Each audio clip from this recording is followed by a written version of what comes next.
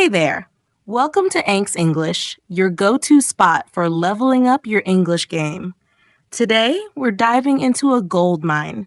33 words and phrases you need to ditch from your vocabulary to sound smoother, sharper, and more natural in English.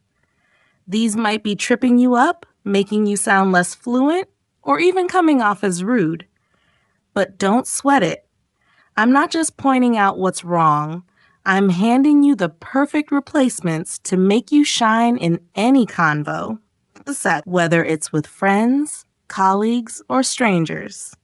I'm Ank, your English coach, and I'm pumped you're here. So let's grab a coffee, get cozy, and jump in. First up, let's nix the phrase, "I'll get it done." Imagine I say, "Hey, can you share this video with your study group to spread the word about Ank's English?" You might reply, "I'll get it done, Ank." That's kind, but it's a bit clunky for a native speaker. Instead, they'd hit you with 2 words, got it. Got it means I'm on it. Consider it done. It's crisp, confident, and works like a charm in texts, emails, or face-to-face chats. If your boss pings you, "Can you wrap up the slides by Friday?" Just say got it, and you're golden. So if I ask you to smash that like button, what's your reply? Got it, Ank. Nice, let's do this. Next, let's talk about how you doing. I'm a fan of this phrase. It's friendly, versatile, and pops up in casual and work settings. But here's the deal. I hear learners butcher the pronunciation or toss it into the wrong situations, which can make you sound off. If you're saying how you doing with a robotic vibe or at a super formal event, it's not helping your fluency. You've got 2 paths. Path 1, swap it for something just as warm but easier to pull off. Like what's good? It's a chill way to check in with someone. Perfect for grabbing lunch with a buddy. Path 2, keep how you doing but nail the flow. It's not how are you doing, it's a smooth how you doing. Try it with me. How you doing? Feel that rhythm? To lock it in, picture a native saying it at a barbecue. Yo, how you doing? That's the energy. Stick with what's good if you're not ready to make how you doing your own. Now let's drop where's the John. This one's too blunt and can sound crass in public spots like cafes or offices. In English, we go for gentler terms for the bathroom. Say, where's the bathroom? It's polite, works everywhere, from a diner to your friend's place. In fancier settings, like a swanky hotel, you might ask for the restroom. But John or toilet? Nope, too direct. Next time you're out and need to go, what's the phrase? Where's the bathroom? Spot on, you're already sounding slick. If you're vibing with this lesson, awesome. Stick with me because we're just getting started. Let's keep the momentum going.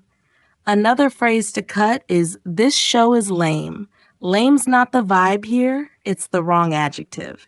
You mean the show's not gripping, but lame feels off target. Go with boring instead. Shows don't feel bored. People do. So you'd say I'm bored because this show is boring. Try this. The seminar was so what? Boring. I'm bored is your feeling. The seminar is boring is what's causing it.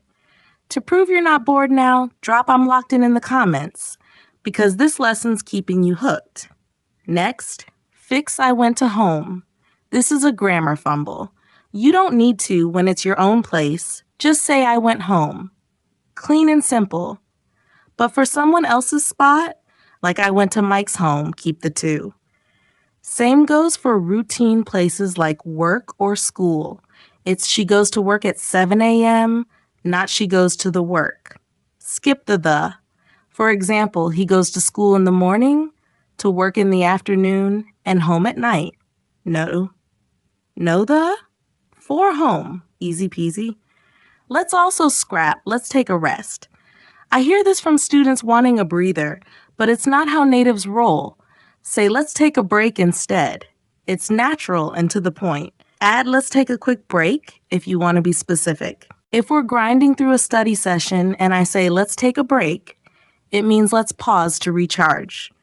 You could say, let's catch a breather, but take a break is king. Note it's break, not rest or pause. Need a nap? Say, I need to rest. Watching a movie? Say, let's pause it. But for a short stop, it's take a break. Now let's tackle every morning I wander with my dog. This feels awkward because with implies you're chilling with your dog like it's your pal on a stroll. But walking your dog is about duty. Say every morning I walk my dog. Clear, natural, done. Or try I take my dog for a walk.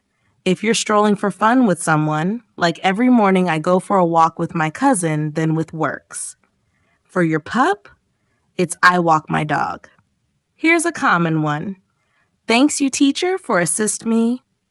Super sweet, but it's off. Say thank you teacher for assisting me using the gerund assisting. Or go with thanks teacher for your assistance with the noun assistance. Avoid thanks you or for assist me.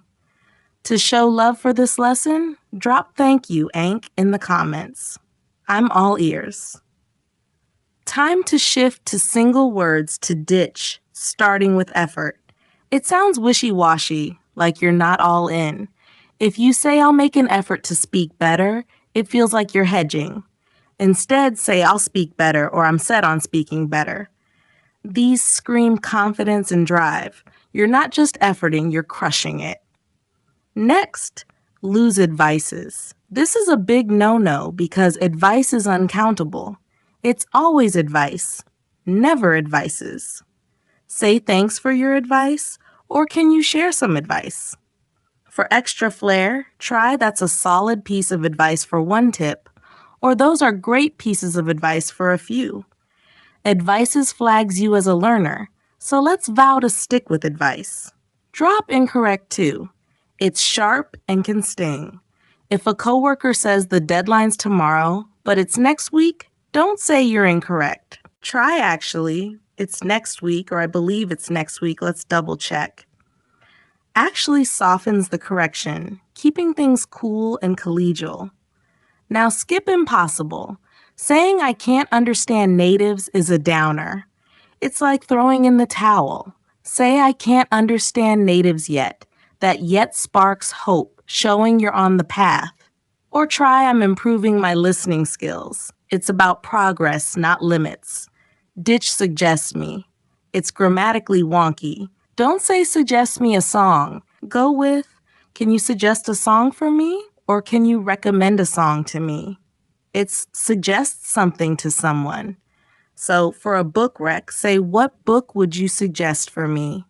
Smooth and proper. Lose I'm lost too. Saying I'm lost on phrasal verbs sounds like you're giving up. Say I'm learning phrasal verbs or I'm getting the hang of phrasal verbs. It shows you're in the game, not out of it. You're not lost, you're finding your way. Next, avoid gonna. It's cool but risky. Gonna is a casual going to, like I'm gonna grab coffee. But in a formal email or with bad grammar, like I'm gonna call, it's a mess. Stick with going to for now, it's foolproof and polished. Drop should too. It's dated in most cases. Saying I should call her sounds stiff. Say I'll call her or I need to call her. Should pops up in rare moments like should we head out in a fancy or joking tone, but will or need to is better day to day. Lose great, it's bland. If someone asks how was the trip, don't just say great. Say it was epic. We hiked this insane trail. Add a detail to bring it to life. Great is forgettable. Epic or awesome sticks. Skip odd too. Like interesting, it's vague and can go positive or negative. If your pal shows off a new jacket and you say that's odd, it might sound shady. Say it's bold if it's cool or quirky if it's fun, weird. Be clear to dodge mix-ups. Ditch really, it's overdone. Instead of I'm really stressed, say I'm swamped. Instead of really fun, say a blast. One punchy word trumps really plus a weak one. Try it. The game was really awesome becomes the game was unreal. Better, right? Finally, avoid persons. It's stiff and screams non-native in casual talk. Say I met two people, not two persons. People is the plural of person. Persons is for legal stuff, like all persons must sign in. In daily life, it's people all the way. Now, let's hit phrases to steer clear of with natives to keep things friendly and respectful. First, don't say, "Can you correct my grammar?" It's out of place outside a classroom. Chatting at a park? They're not your tutor. Focus on the talk. If they don't get you, they'll ask. Try what's the best spot around here to keep it rolling. Avoid how's this called in English? It's clunky. Say what's this called in English? Or how do you say this in English? These are smooth ways to ask about a word without hijacking the chat. Use them only when needed. Don't make it a language class. Skip, "Can I practice English with you?" It feels like you're fishing for a free lesson, which can be rude. Start with small talk. Nice day, right? If they bite, the convo will flow. It's about connecting, not drilling. Don't say I don't understand. Too direct, and it might make them feel bad. If they're talking too fast, say, "Could you take it slower?" If the words are tough, say, "Can you put it differently?" These keep things warm and engaged. Avoid "sorry for my bad English." It pulls focus to your skills, which natives aren't grading. They want your thoughts. If you're worried about being clear, say, "Could you say that again?" Keep it on topic with "What do you do for fun?" Now, culturally, don't ask "How old are you?"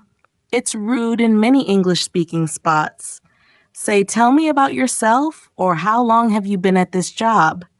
These nudge at age without being pushy. Skip, "What religion do you follow?" It's private. Try, "What traditions do you enjoy?" Or "What holidays do you love?" These spark cultural chats without prying. Don't say "You look wiped out." It's like saying "You look rough," not nice. If concerned, say "You good?" or "How's your week going?"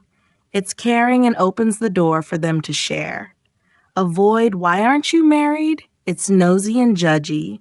Ask "How do you spend your downtime?" or "What's your weekend vibe?" You'll learn about their life without the awkwardness. Same for "Why don't you have kids?" It's too personal. Say, "Do you have any pets?" Or "What's your family like?"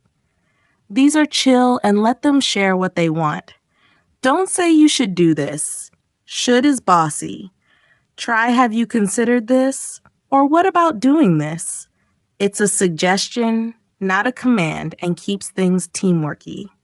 Lastly, skip. I don't like that.